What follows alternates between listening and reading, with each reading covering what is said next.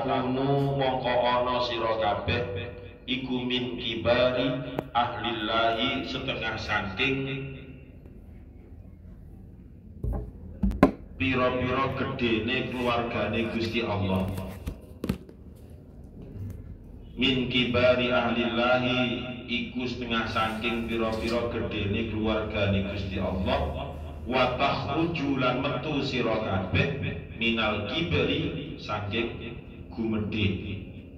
Wa takhruju lan metu sira kabeh minal kibri saking gumedhe. Rawan riwayat akan ing hadis sapa Abu Nu'aim.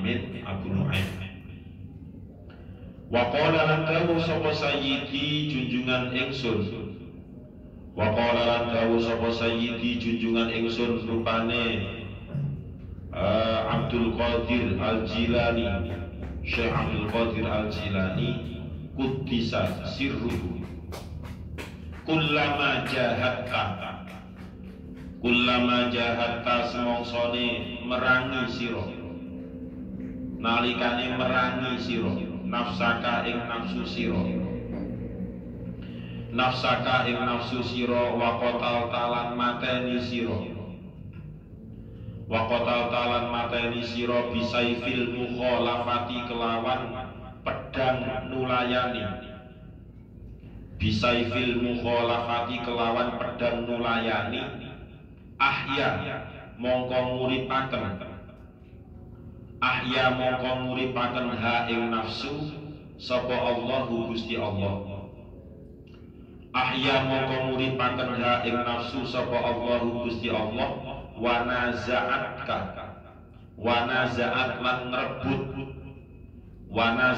lan rebut ka ing sira. Wa talabat lan golek atau mencari. Wa talabat lan mencari mika saking sira. Wa talabat lan golek mika saking sira apa asyahawatu pira-pira syahwat. Apa asyahawatu pira-pira syahwat. Walladzatu lan pira-pira keenaan. Walladzatu lan pira-pira keenaan. Lita'uda supaya kembali sira ilal mujahadati maring merangi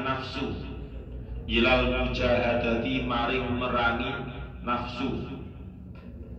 Liyak yuba supaya nyatet sapa Allah laka maring sira sawaban ing ganjaran daiman kang langgeng. Sawaban ing ganjaran daiman kang langgeng. Wa huwa utawi mengkono madkur. Wa huwa utawi mengkono madkur, maksudnya mengkono madkur itu mulai dari kullama jahatta nafsaka sampai sawaban daiman. Wa huwa utawi mengkono madkur iku makna qaulihi ta'ala, maknane dawuhe Gusti Allah Ta'ala. Wa huwa utawi mengkono madkur iku makna qaulihi ta'ala, maknane dawuhe Gusti Allah Ta'ala rupane wa'bud rabbaka hatta ya'tiyakal yaqin. Wa'bud lan nyembah sira rabbaka ing pangeran sira. Wa'bud lan nyembah sira rabbaka ing pangeran sira hatta ya'tiya sehingga teko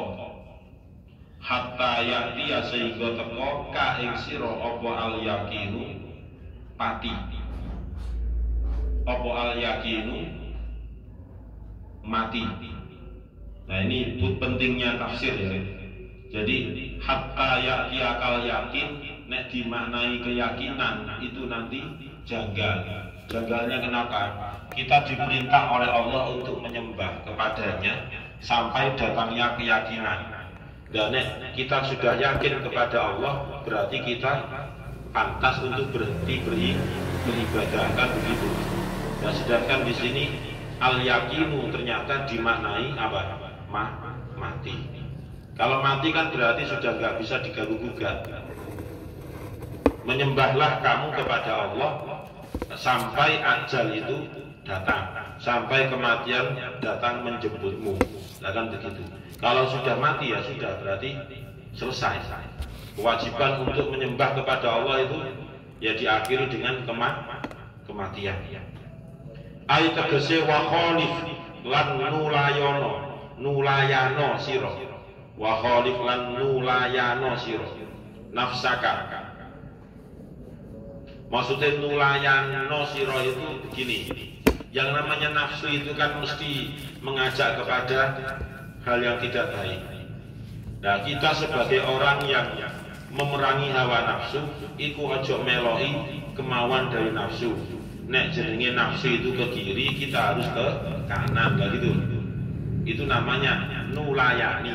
Nulayani itu artinya bedani. Bedani itu maksudnya adalah jalannya tidak satu arah dengan nafsu. Kita harus berbeda arah. Nafsu itu pasti kepada hal yang negatif, berarti kita harus ke positif. Ayat tegese wa khalif lan mulayana sira nafsaka ing nafsu sira ya asyrafal khalqi he mulyane makhluk, ya asyrafal khalqi he paling mulyane makhluk. Ila ayyatia sehingga yen to teko, ila ayyatia sehingga yen to teko ka ing sira, ila ayyatia sehingga yen to teko ka ing sira apa al mautu kematian, apa al mautu kematian. Wasumiyat lan diarani, wasumiyat lan diarani apa mukhalafatun nafsi nulayani nafsu. Wasumiyat lan diarani apa mukhalafatun nafsi nulayani nafsu bil ibadati kelawan ibadah, bil ibadati kelawan ibadah.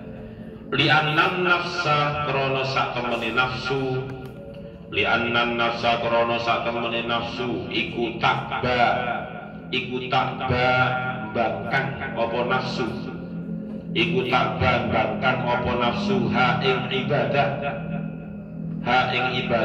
wa turidu lan ngarepake apa nafsu, wa turidu lan ngarepake apa nafsu diddaha ing lawane ibadah, diddaha ing lawane ibadah.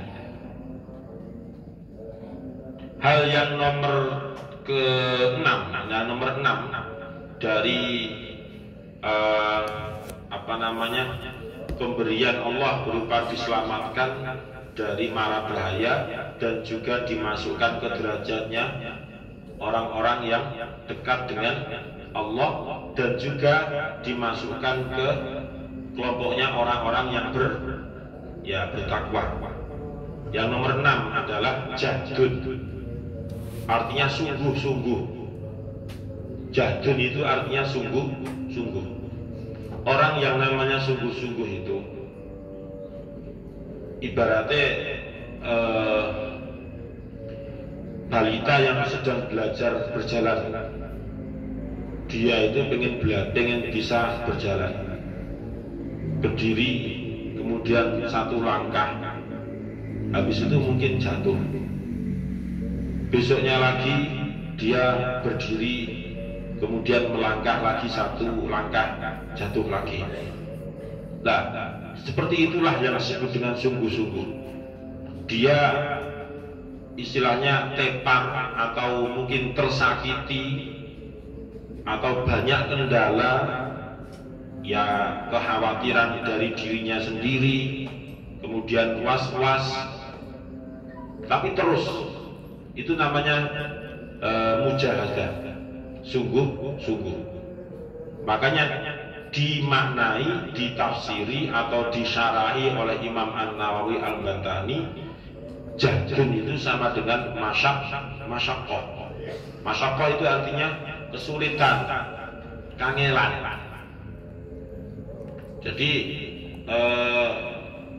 yang namanya kesulitan itu kan ya mesti ada kendala. Kita sulit untuk murojaah itu kan mesti ada kesulitan. Tapi masuk saangel-angele murojaah tuh wetep ngaji terus, lah itu jenenge mujahadah. Itu namanya mujahadah. Bu sampai misalnya sampai mimisen getih gitu, wetep murojaah. Misalnya sampai protol untune tetap murojaah. Itu namanya mujahadah. Disertai dengan ya payah, ya capek, ya pegel. Tapi itu yang dimaksud dengan masyaqqah atau jadun itu ya seperti itu. Betul-betul komitmen, betul-betul bisa menjaga sumpah dia sendiri sebagai orang yang menghafalkan Quran untuk selalu menjaga hafalannya. Sampai kapan? Ya sampai kematian tadi itu, sampai mati menjemput baru selesai tugasnya. Jadi orang itu menghafal Quran bukan tujuan utamanya, bukan lancar. Tujuan utamanya itu adalah ngaji, murojaah. Nek tujuannya hanya lancar, berarti nek wis lancar itu ada semacam kelonggaran, dia wis tidak ada kewajiban untuk menjaga hafalannya. Nah itu kan berdosa. Sama dengan mujahadah tadi.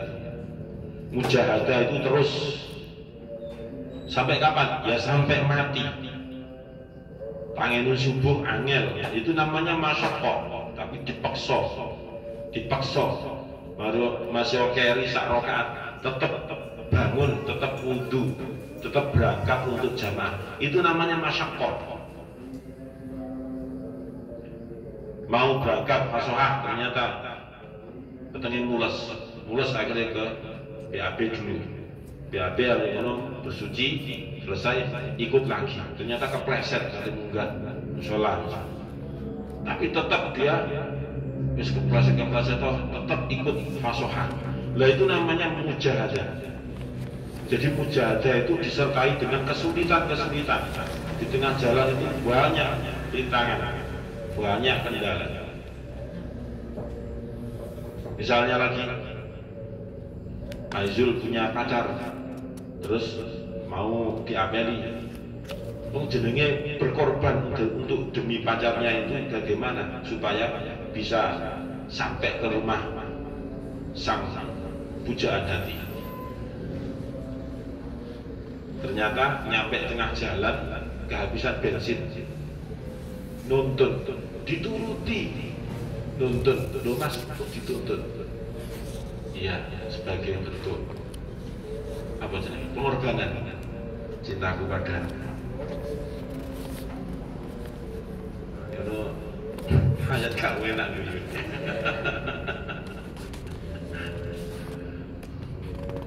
Terus pacarnya bilang, wow, amazing, istimewa. Nah itu namanya kan mujahadah, temenan, gak guyonan. Nek gak temenan, itu kan mesti gak sudah budal. Tengah jalan kendaraan bensin, telepon konconya, tolong ya, itu bensinku tek. Dukokno bensin, diisi, selesai, mulai. Itu namanya bukan mujahadah. Itu bukan mujahadah, tanpa pengorbanan. Jadi perjuangan harus selalu ada pengorbanan. Banyak contoh di kehidupan kita, di sekitar kita yang memerlukan perjuangan itu banyak sekali.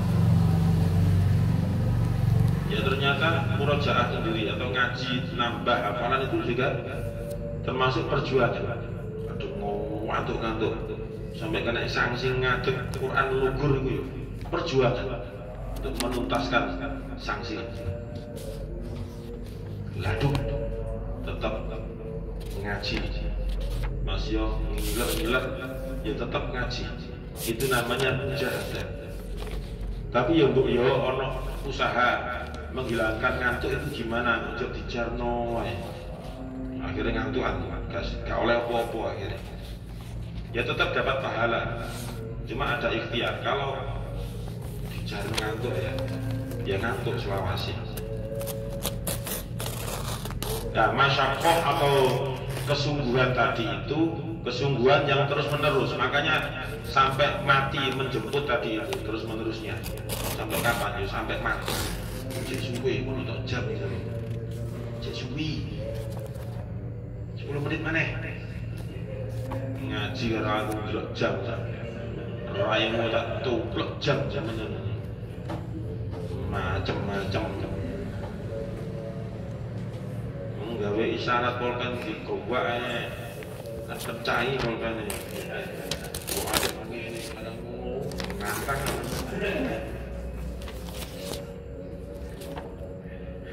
Belum tahu dia. Yes. Sing nggawa jam itu lho ning tangan lho, gak wani ndelok. Lah kok aku gak nggawa jam ning tangan ning dinding kok. Ngene. Iki jenenge wong gak iso meredam hawa nafsune iki. Ini jenenge ngaji kitab ya berjalan kurang menit sing 15 atau 20 menit. Wis masuk jam. Tapi nek game-gamean ora melu wis start in. Kayak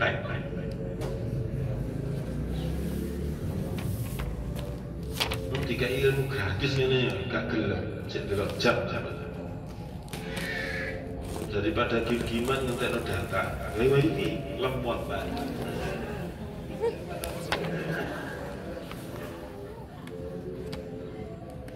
Kalau jujur ini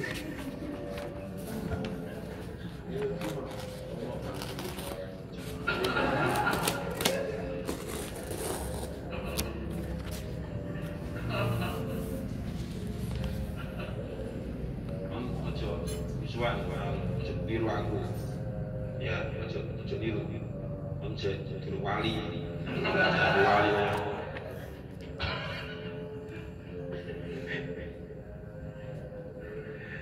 nah, yang menyertai apa tadi mujahadah atau kesungguhan tadi adalah badanun mutawadiun, yaitu andap asor, rendah diri. Jadi rendah diri, tidak menonjolkan iki loh, tidak. Tapi rendah diri, tetap rendah diri.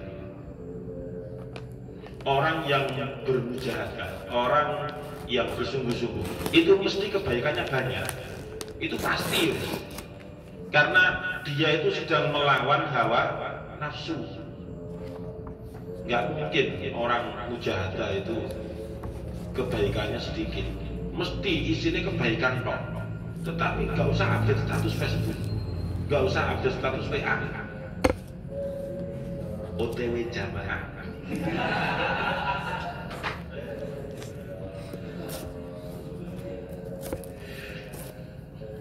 Katanya balik neng pondok, update status WA, OTW penjara suci.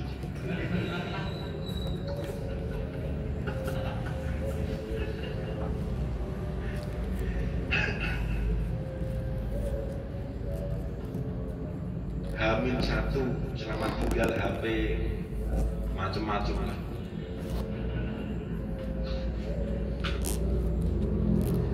Nah itu kan, yo aslinya enggak masalah, cuma aja terlalu sering gitu. Kalau terlalu sering jadi hobi tambah repot. Didik iki ngisik gitu. Ambil status WA. Foto lagi. Ya.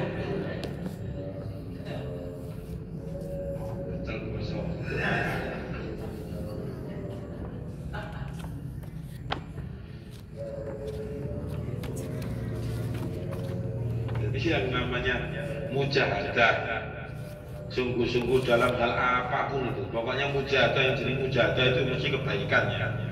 Sing teman-teman itu harus disertai dengan andap asor, harus bisa meredam dirinya, tetap tawadhu. Itu bagaimana?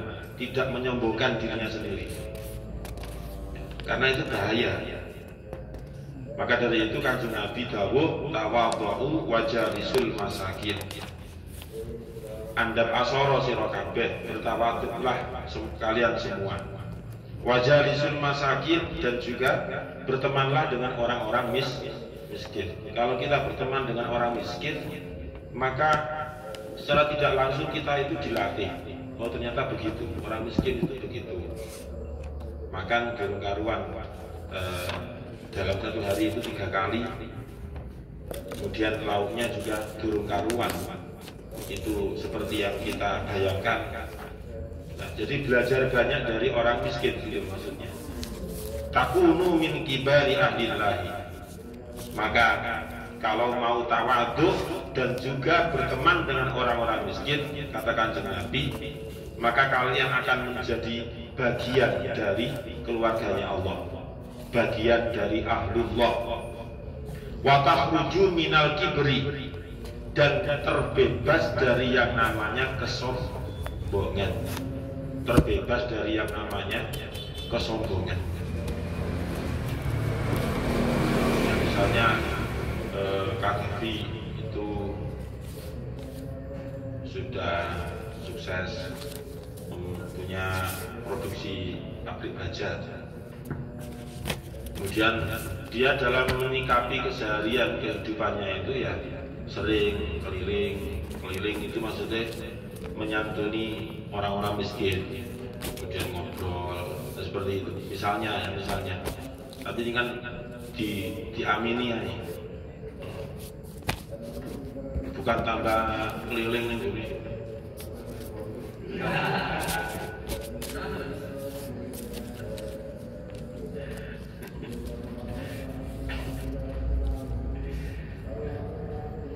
Walaupun kaya, akan tetapi mau merakyat itu kan susah. Kaya tapi merakyat itu susah. Sing akeh itu wong miskin ya gumulane wong miskin. Karone Pak.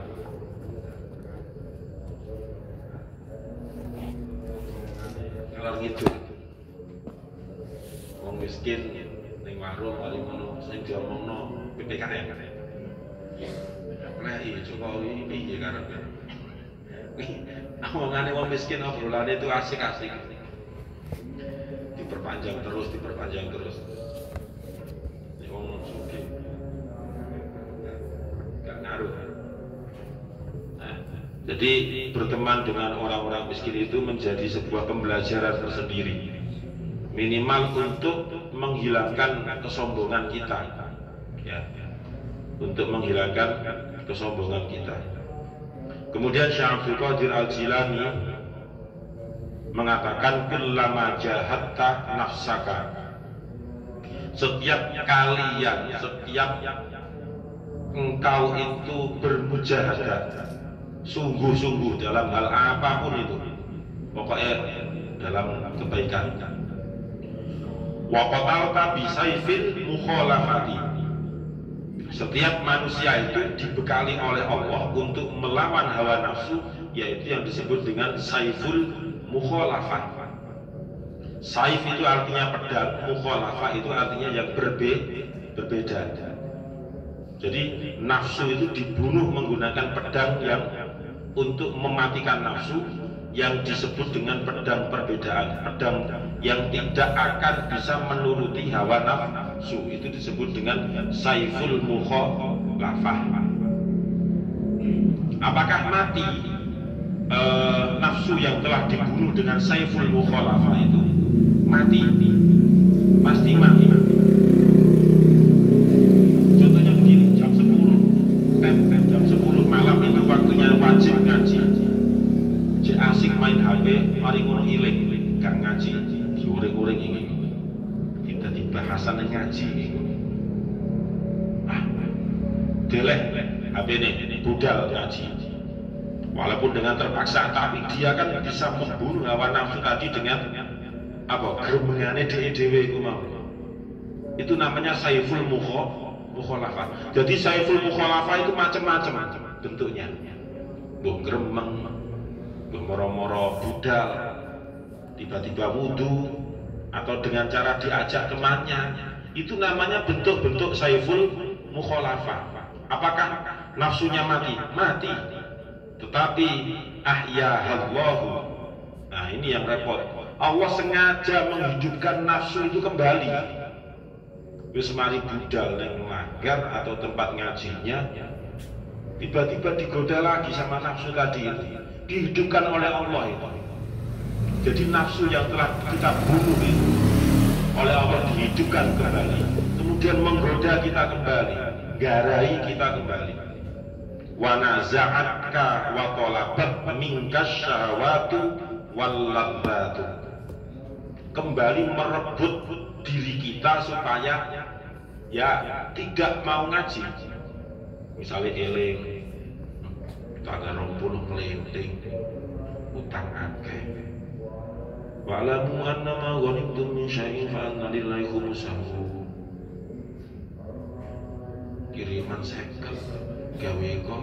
Wa'lamu annama ghanimtum min syai'in fa anna lillahi khumsahu wa lirrasul wal qurba wal yatama wal masakin. Oleh sakmono pikir mana? Meneh boko presentasi aku durung tugas. Gatel iki dosen. Wa'lamu annama, terus kapan marine wa'lamu annama ghanimtum itu? Masa dikai 2 jam ya pancet nek wa'lamu annama ghanimtum. Wa'lamu annama ghanimtum. Akhire store menene. Wa'lamu wa'lamu.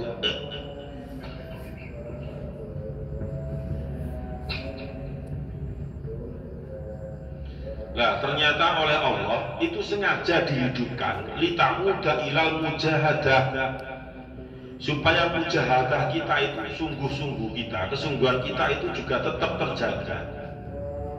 Karena liyaktu balaka sawaban daimah, dengan cara dihidupkannya kembali nafsu yang telah kita bunuh itu, kita bermujahadah lagi. Dengan cara bermujahadah kembali itulah Allah mencatat amal kebaikan kita. Merangi ngantuk ketika kita deres itu juga punya pahala tersendiri. Merangi delok jam ketika kaji kitab itu juga termasuk punya pahala tersendiri dari Allah. Jadi mujahadah itu memang tidak ada hentinya. Justru oleh Allah dihidupkan kembali nafsunya itu supaya kita punya lawan, supaya kita itu punya musuh yang mengajak kepada kejelekan, kemudian kita bunuh lagi. Setelah itu hidup kembali, menggoda lagi, kita bunuh lagi sampai mati seperti itu. Dan itu yang dikatakan oleh Syekh Abdul Qadir Al-Jilani. Wa'budu rabbaka hatta ya'tiyakal yaqin. Wa summiyat mukhalaqatun nafsi bil ibadah.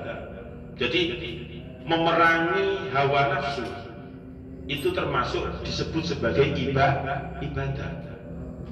Jadi jangan dikira kita dibangunkan subuh kemudian berangkat ke musola atau ke masjid, dalam proses berjalannya toh itu sudah dapat pahala. Kita bangun dari tempat tidur itu juga sudah pahala tersendiri, karena isinya adalah memerangi hawa nafsu. Merangi hawa nafsu tok itu sudah dianggap sebagai pahala, sebagai ibadah. Belum nanti terhitung dengan ketika ikut jamaahnya, itu juga pahala sendiri lagi. Jadi kita itu sebenarnya sudah banyak pahala. Makanya tadi itu disertai dengan ketawa doa. Tetap kita harus tawadu. Lambe kita itu, mulut kita, lisan kita bendino oleh maca Quran buh pirang huruf. Kalau kita kalikan itu buh ketemu piro. Tapi kan tetap kita punya pager, kita punya rambu-rambu supaya tetap menjaga ketawaduan kita. Jangan sampai menjadi orang yang sombong gitu. Ketika ngaji belum jam sombong itu nantang. Ada nantang lagi itu pas nyuci laundry. Besar punya kau tuh, gede-gedean.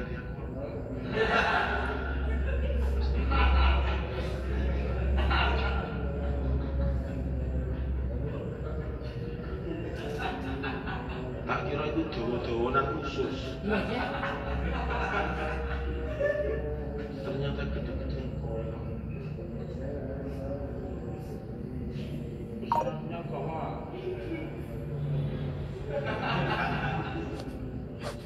Ini dewe gak ngarang asli. Susah.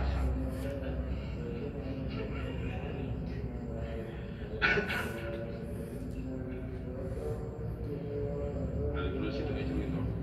Tunggu ya, aku kali. Ya. Bu kali, kaisok di Romno ya. Bahasa tanya. Lucu.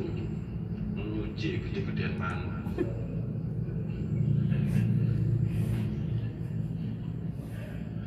Malah kegiles itu. Muter.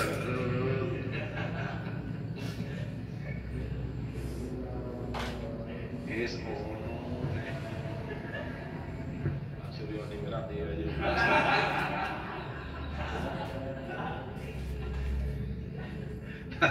Wallahu a'lam bishawab. Al-Fatihah. A'udzu billahi minasyaitonir rajim. Bismillahirrahmanirrahim. Alhamdulillahirabbil alamin arrahmanir rahim maliki yaumiddin. Iyyaka na'budu wa iyyaka nasta'in. Ihdinas siratal mustaqim. Siratal ladzina an'amta 'alaihim ghairil maghdubi 'alaihim waladdallin. Bismillahirrahmanirrahim. Subhanakallahumma wa bihamdika asyhadu an la ilaha illa anta astaghfiruka wa atubu ilaik. Subhanakallahumma wa bihamdika asyhadu an la ilaha illa anta astaghfiruka wa atubu ilaik. Subhanakallahumma wa bihamdika asyhadu an la ilaha illa anta astaghfiruka wa atubu ilaik. Semoga bermanfaat. Assalamualaikum warahmatullahi wabarakatuh.